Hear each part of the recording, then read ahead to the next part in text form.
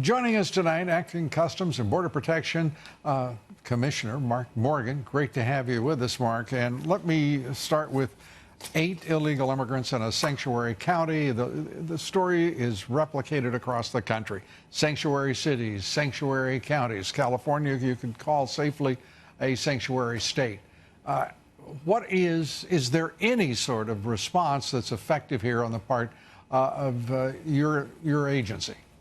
So the first thing I would say as Commissioner of the Customs and Border Protection is this is another reason why we need the wall. This isn't a vanity project for the president. This is a tool, a technique that the men and women of the United States Border Patrol have been asking for a long time. And what this should tell the American people, Lou, I'm glad you're bringing this to their attention, is that this just is not a humanitarian crisis. This is why this is also a national security crisis, because people do not want to have intellectually honest conversations. And if we do, we would acknowledge that, look, there are a lot of economic migrants coming here. They're good people, but there's also a lot of bad people that are getting into this country because our borders are not secure, because Congress won't do their job. And this is just another example that proves this.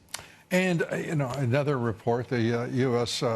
Bureau of Prisons reporting that about a third of incarcerated prisoners are not born in this country, and the impact on our society is absolutely disproportionate to the number of illegal immigrants, as well as those who are immigrants but born elsewhere in our prisons. I mean, it's straightforward stuff, but it is almost impossible to cut through the noise of the left-wing national media and, of course, Chuck Schumer, Nancy Pelosi, and their conference in both chambers.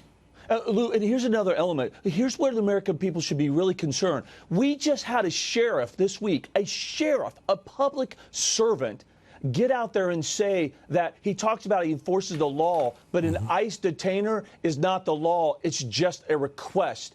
Since when did one law enforcement agency not honor the request of another law enforcement agency? When you stop doing that, I'm telling you, this country, every city that's the attitude, that city is left less safe. This is unconscionable of where we've come in this country with cooperating with each other and this crisis. Speaking of cooperation, because the president threatened Mexico with tariffs, he brought unprecedented cooperation from the government of Mexico. But now we hear from the foreign minister of Mexico that there is perhaps a limit to their cooperation. They do not want to cooperate on the safe third country policy of the United States. Your outlook? So, Lou, I think, look, I had a press conference this week about the numbers.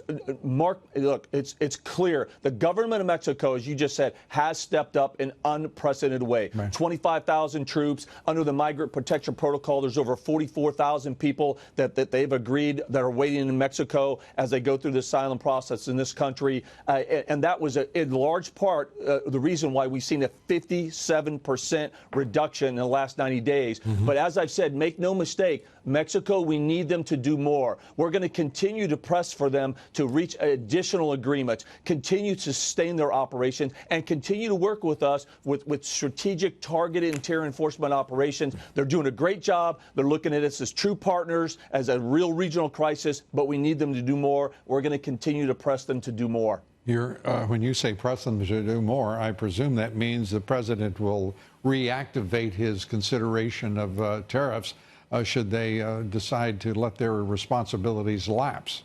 So I don't want to speak for the president, but I absolutely believe that is still part of the negotiations. All right. Mark Morgan, always good to talk with you. Thanks so much.